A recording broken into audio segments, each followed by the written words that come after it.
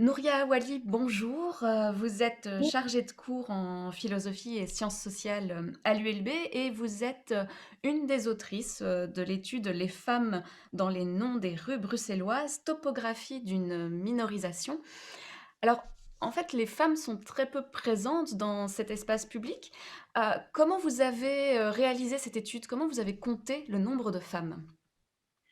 Donc en fait, pour préciser le contexte, c'est dans le cadre d'un cours que je donne avec mon collègue Pierre Lannoy, qui s'appelle Jean Réville, que nous avons essayé de faire prendre conscience aux étudiants la matérialité, comment le genre, comment les rapports de sexe entre les hommes et les femmes et tout ce qui relève de la culture patriarcale, si vous voulez, donc tout ce qui relève du masculin, du féminin, comment tout ça s'inscrit dans l'espace urbain, dans l'espace de la ville.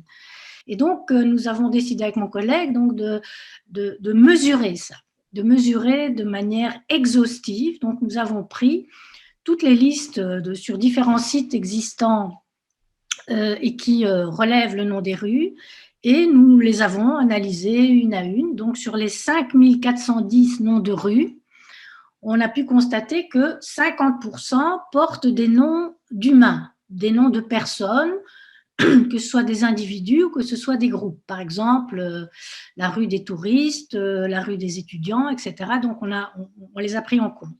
Et dans ces 50% de noms de rues de personnes, seuls 4% portent des noms de femmes. Voilà, donc alors, ce qui nous a intéressé dans un deuxième temps, donc d'abord, mesurer, objectiver la situation de déséquilibre abyssal, d'inégalité abyssale. C'est pas un petit écart, c'est 10 fois plus de noms d'hommes en fait.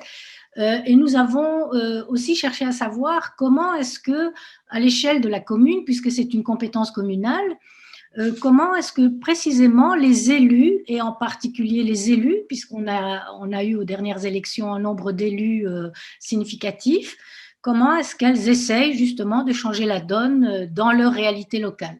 Et dans ces 4% de non, vous l'avez dit, il y a aussi, bah, je suppose, les Ursulines, par exemple. Il y a des noms de communautés chrétiennes, plutôt. Il y a des reines, des princesses, ou ce sont aussi des femmes, des scientifiques. Est-ce qu'il y en a? Eh bien, par exemple, on peut prendre le cas de Marie Curie, qui est un bel exemple. Donc, il n'y a que deux rues qui portent le nom de Marie Curie à Bruxelles, une à Ixelles et une à Anderlecht, et qui est tout à fait récente. Et par exemple, à Ixelles, c'est l'avenue Pierre et Marie Curie, mais Marie Curie a été ajoutée très récemment. Donc, c'était d'abord Pierre Curie, alors que c'est elle qui a deux prix Nobel, c'est elle qui est, disons, sur le plan scientifique, la plus reconnue dans l'histoire des sciences. C'est principalement finalement des personnages historiques aussi. Vous dites, c'est beaucoup des princesses, c'est beaucoup les reines. Enfin, c'est toujours une femme plutôt qui a eu un rôle par rapport à un homme. Absolument. Donc, ce qui relève de ces figures, ce type de figures qui sont honorées, à part les figures féministes, notamment tout à fait récentes, qui viennent d'être désignées, Eliane Vogel, Marie Popelin, etc. Donc ça, c'est tout à fait récent, mais ce sont principalement donc des saintes, des communautés religieuses, des souveraines, des figures mythologiques. Et si vous voulez, ça rentre, si vous voulez, la pratique de la dénomination des noms de rue d'un nom d'humain, c'est quelque chose de relativement récent, disons, ça date du 19e, bon, ça a commencé au 17e, mais ça s'est particulièrement développé au 19e siècle, et c'était la période où on rendait hommage, si vous voulez, aux grands hommes, donc c'est une culture, la culture des grands hommes, et les femmes ont été totalement invisibilisées dans ce processus-là, mais c'était aussi un processus qui honorait les familles royales, les souverains, et les souveraines, donc grâce à des à la famille royale, en quelque sorte, il y a eu, quelques noms féminins comme, la place Louise, l'avenue Louise, et cetera. Vous parliez, des grands hommes.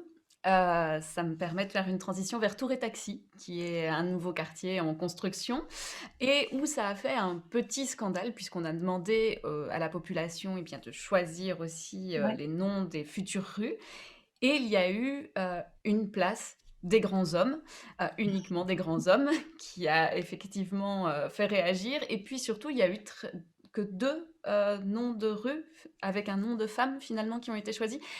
Ouais. Vous me dites qu'aujourd'hui, ben, on n'a pas terminé ce processus et que le changement de mentalité et de donner des noms féminins, c'est pas encore tout de suite?